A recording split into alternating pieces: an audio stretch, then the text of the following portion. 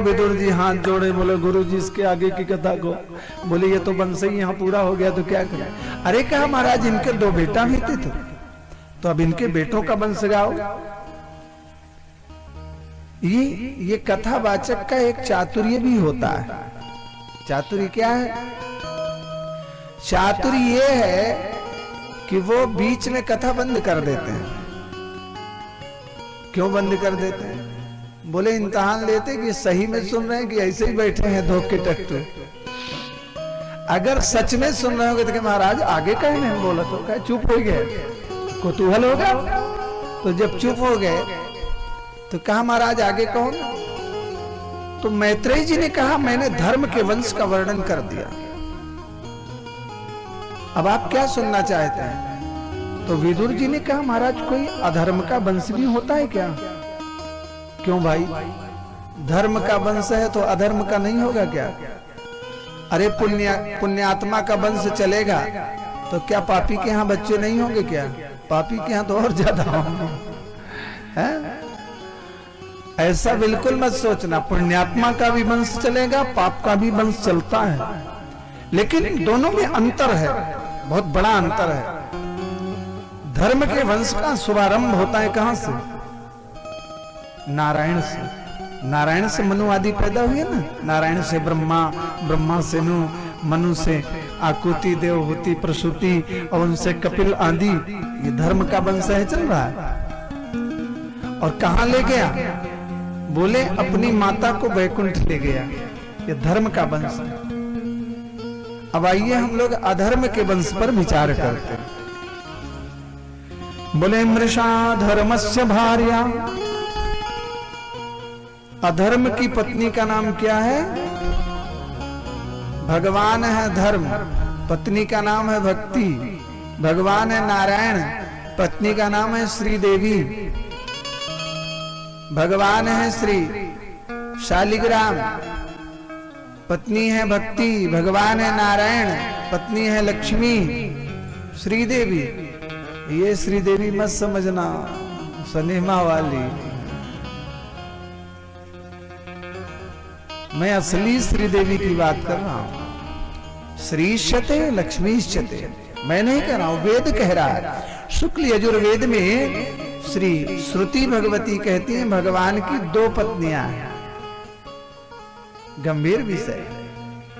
श्रीश्चते लक्ष्मीश्चते पत्न्यां वहो रात्रे पार्श्वे नक्षत्राणि रूपमश्विनौ व्यात्तम् इखणन्यखाणां मयिखाण शर्वलोकं मयिखाण। ये 2 पत्नी है भगवान, श्रीश्चते और लक्ष्मीश्चते। क्या सुना है? छोड़ो फिर बता देंगे, फंस जाएंगे महाराज। तो यहां जिन देवी की चर्चा हो रही है, जिस वंश में आप निवास करें, धर्म का वंश, अधर्म का वंश आरंभ कहां से होता है? मृषा धर्मस्य भार्या, अधर्म की पत्नी का नाम है झूठ। जब झूठ की बात होती है तो सब वकीलों की ओर देखने लगते हैं। काहे को देखते हो भाई? कि इनको लाइसेंस प्राप्त है झूठ बोलने। अरे लाइसेंस झूठ बोलने का प्राप्त है कि लाइसेंस अपने क्लाइंट को छुड़ाने का प्राप्त है? आप समझो कि आपको आपके प्रहरी के रूप में कोई इतना बड़ा सेवक मिला है जो अपने जीवन में न झूठ का आश्रय लेता है न गलत करता है, लेकिन आपके प्राण की रक्षा के लिए भगवत स्वरूप होकर के आवश्यकता पड़े तो झूठ को सत्य में सिद्ध कर देता है। झूठ बोलता नहीं है, झूठ को सत्य में सिद्ध करता है।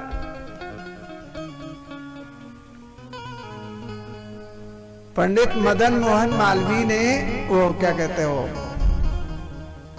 अरे ये प्रथम प्रधानमंत्री के पिताजी, हाँ, तो इशारे से लोग समझ जाए तो नाम लेने की जरूरत ही क्या है, काम चल जाता है। कई कई लोगों का नाम लेने से भी गंगा नहाना पड़ता है, तीर्थ करना पड़ता है, तो इशारे में काम चल जाए तो हो जाता है।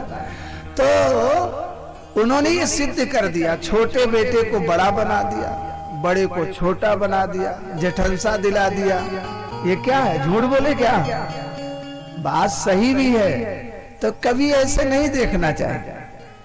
जब झूठ की बात आवे तो स्वयं को देखना चाहिए कि मैं झूठा हूं कि नहीं। और जब अपने आप में देखोगे तो बस वही बात याद आएगी कि बुरा जो देखन में चला, अज बुरा न मिलियो कोई, जो अपना दिल ढूंढिया तो मौसो बुरा न कोई। अपने आप को देखो, हम कितने गलत। मृषा धर्मस्य भार्या, अधर्म की पत्नी का नाम है झूठ। और जीवन में जब भी झूठ प्रवेश करे, समझ जाओ कि मैंने धर्म को छोड़ दिया, मेरा पैर अधर्म पर चल रहा है। अब जरा वंश में होता क्या ये देखिए, अधर्म का वंश है। तो इसके एक बेटा हुआ, एक बेटी। आशी दंभम मायाम च शत्रुहन, बेटे का नाम हुआ दंभ और बिटिया का नाम है माया। अधर्म का वंश है तो दूध का भी बेरवाज नहीं हुआ, घर ही में ब्याह हो गया है। यही सब होता है अधर्म के वंश। धर्म के वंश में विवाह पिता ढूंढते हैं, अधर्म के वंश में बेटियां खुद ही ढूंढ लेती हैं। यह अंतर है।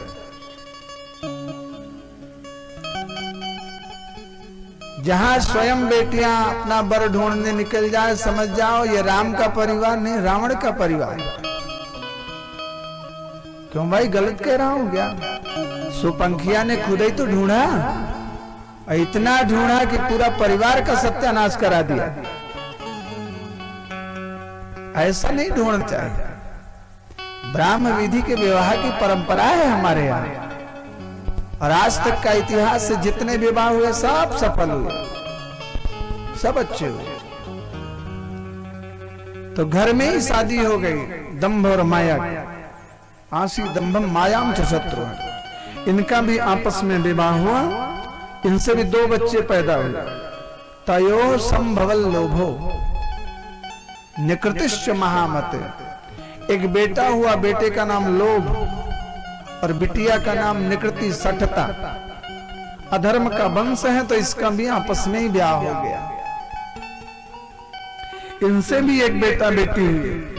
ताभ्याम क्रोधश्च हिंसा च, बेटे का नाम क्रोध और बिटिया का नाम हिंसा। अधर्म का वंश है तो दोनों का ब्याह हो गया, क्रोध और हिंसा का।